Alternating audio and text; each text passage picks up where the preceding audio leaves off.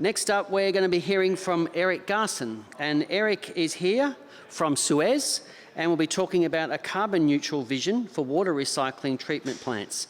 So welcome, Eric, to the stage. Hi, good morning. Good morning, all. Can have the slides. Yes, great. Okay, thank you. So I will introduce today or present to you today our biofactory concept from Suez and tell you how it relates to carbon neutral in the context of wastewater treatment plants. Next, please. So obviously that outlines to a lot of the requirements that we have shared so far, and it's about going circular. So that's going a bit fast, but going circular, what does that mean? That's going from a wastewater treatment plant to a resource recovery facility. So what you see here on the diagram is, I would say, the usual way to do it. So we would treat the water, consume energy, consume resources to actually treat the water, and then release it in the receiving water bodies, so rivers, ocean, and then dispose of the biosolids or the sludge somewhere, landfill or. So what we're trying to do here, what we are doing here, is actually modifying the treatment line and diverting some of the nutrients, and that's very important, this diversion, especially of carbon and nutrients, into other parts of the treatment facility to be able to then recover and produce additional energy. Refocus the treatment and repurpose the treatment on biosolid to actually allow further use of biosolids, and this can be energetic use or use in construction materials, and that's while allowing all of the management of issues. And we had Garcin talking about heavy metals, so that's really making sure that we are treating to the level that allows a proper reuse of these resources. Now, nutrients also, that's an important part of the recovery. Here I'm showing phosphorus recovery. That is something that is working pretty well and is applicable in Europe. We're trying to demonstrate it here in Australia. Phosphorus is a finite resource being mined mostly today in Morocco and China. So there's some great ways to recover these resources. And finally, water. We've seen that there are many valuable uses that we can generate from water with the appropriate level of treatment. So this overall concept is what we call the biofactory. And to achieve that, thank you. To achieve that, it's not just a one recipe. It's actually making use of, I would say, a wide range of innovative technologies, and that's really, I would say, customized to the requirements and the drivers of each site or utilities.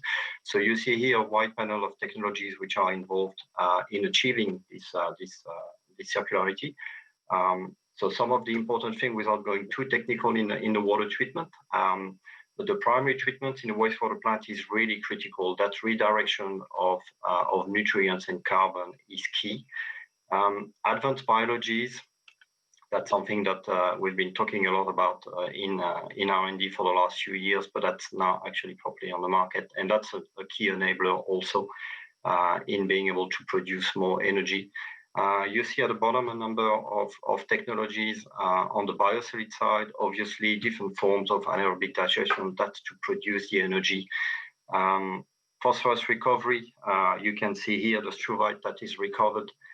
So that sells in Europe for €350 a ton, and that goes to the fertilizer industry as a renewable raw material. And then various technologies to process biosolids, either for an energetic valuation or material. To do a little bit of a zoom, all right, without going, so here I wanted to zoom on the carbon neutral aspect of the processes. And what you see here on the left, without spending too much time, is the conventional treatment. So that's really where we consume resources and energy to treat. In the middle, you would see what's called in Australia usually an advanced plant. So it's got anaerobic digestion, it's got primary, and yes, you are producing biogas, but you're still consuming you're still consuming energy and you're nowhere near carbon neutral. And then is what we can offer today as an advanced treatment, while redirecting a lot of this carbon, decreasing the amount of energy that is required to treat, and then sending this carbon to production of energy and vastly increasing the production of biogas and biomethane in particular.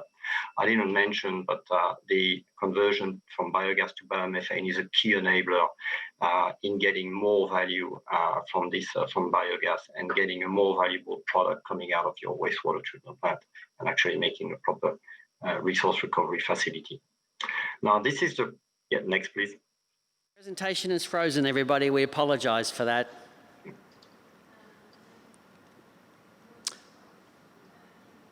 But Eric, you never know. How do you feel about winging it? No worry. So my next slide is telling you about how we're going from the concept to reality, and that reality is the Boneo wastewater treatment plant in Victoria. So this is the first biofactory being built in Australia. Yeah, we're getting there. Bit of catch up. No. So this Boneo wastewater treatment plant is with Southeast Water, and we actually at the moment completing construction of a major revamping of this facility, implementing a lot of the technologies that I've presented here, including some of the I would say new high biological treatments, so ancient mainstream analogs that will allow before their target of 2030 the plan to reach carbon neutrality. So this solution is available to a wide range of wastewater treatment plants. It has to be tailored to the drivers and to the constraints of the site. We can, depending on the economics, obviously, of this, I would say secondary raw material. We can go biogas, we can go biomethane, we can produce phosphorus. We've had a great pilot plant with Water Corporation in Western Australia on phosphorus recovery and using brine from desalination plants to precipitate struvite and to be even more circular. So it's really something that is real today, that is possible, that needs to be planned at a high level and anticipated. But it can definitely be affordable and very much circular. Thank you for your attention. Awesome. Eric, thanks for that. And sorry about the slide movement. That's all right.